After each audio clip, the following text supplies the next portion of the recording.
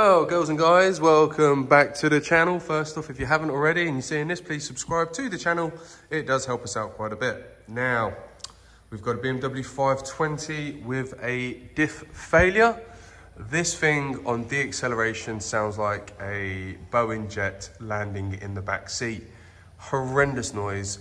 Diagnosed it to be a diff. It was in at another garage and they said it was a wheel bearing. It's not the wheel bearing. So now it's come to me for the diff replacement. Normally, I'd be happy about this because they're not too hard, but they have since changed the diff. So now, normally you'd have the bolts, and just undo them and take them out. But on this one, we actually have to remove drive shafts. This side, I already know, moves freely to have the wheel bearing. This side is officially part of the vehicle, not moving at all. So I believe we're gonna have to take the whole hub with drive shaft out, which will be the safest way, which isn't going to damage anything, damage any threads. I don't think I'm going to need to take the exhaust down, but obviously heat shields and stuff like that will need to come down. We need to remove the guibo or the donut, whatever that is. And there's just some bolts and stuff like that. So I'm going to start with the easy side. We'll get this drive shaft out. Then I'll start with the hard side. Or should I start with the hard side? Who knows? I think I'll make my life easier. Let's go this side first. So on this, I'm gonna disconnect the shock absorber bolt in there, undo this one, maybe undo the caliper and support it up onto the spring just so there's no tension on the brake line and obviously sensors and stuff like that. Yeah, haven't done one of these, so we are gonna find out. Okay, not how I really wanted it, but you can't get the drive shaft out of the hub because the hub is so deep and the shaft is so very long. But anyway, so 21 through here, give it a little love tap out. 21, nut and bolt. 18 on the side for the drop link or rear link, not the drop link.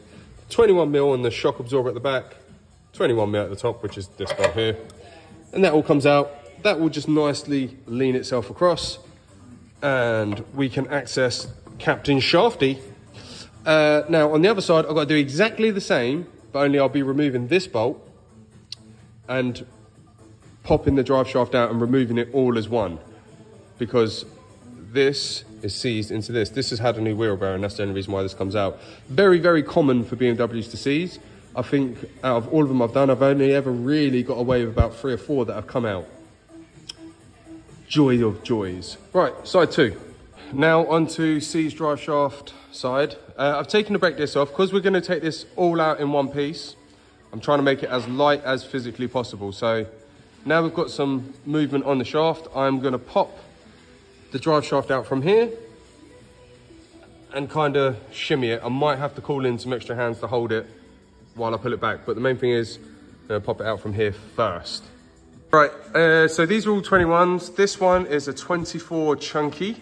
What I've done is put a little lever in there, smacked it out, but I practice on this side because the shaft is already out, and it feels grindy as anything. So got spider jack in place. We're gonna take it down and hopefully not drop that on my foot. So out comes the shaft and hub.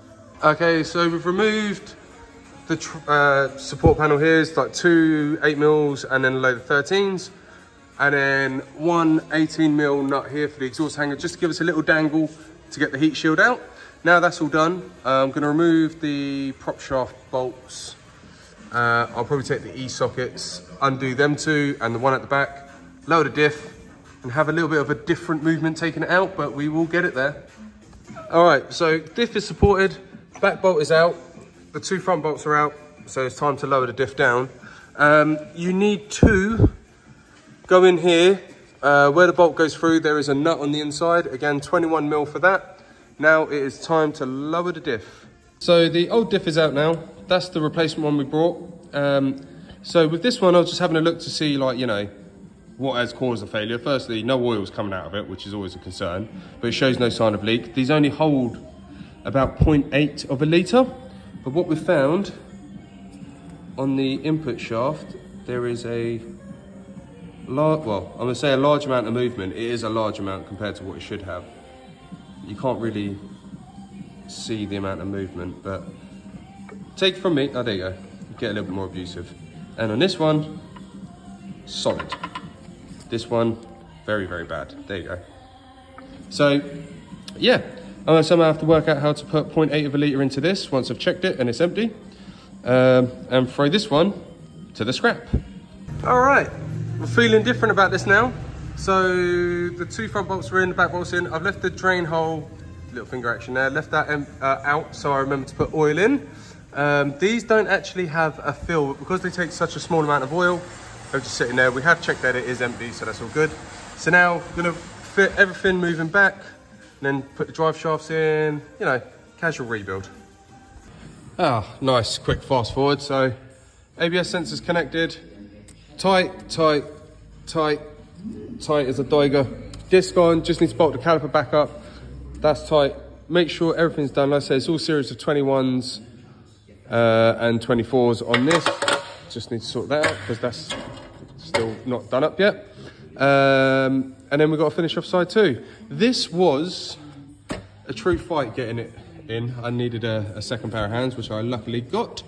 But yeah, nearly there. Still need to put oil in, still need to do the other side, but complete one side, move to the next. So this side is all complete. Dust shield's not scraping, which is nice. All paint marked up, although the paint pen needs replacing now, so we'll do that soon. We know what colour we're going for next. So now that's all done, I'll put the wheel on. This side's complete, we'll finish side 2. Now, before you do anything, because you've had calipers off and everything like that, remember, pump the pedal, get a good pedal on that. Now we're ready for test drive. So, nice road test. This does not sound like a 747 or a cement mixer in the back, so this one is done.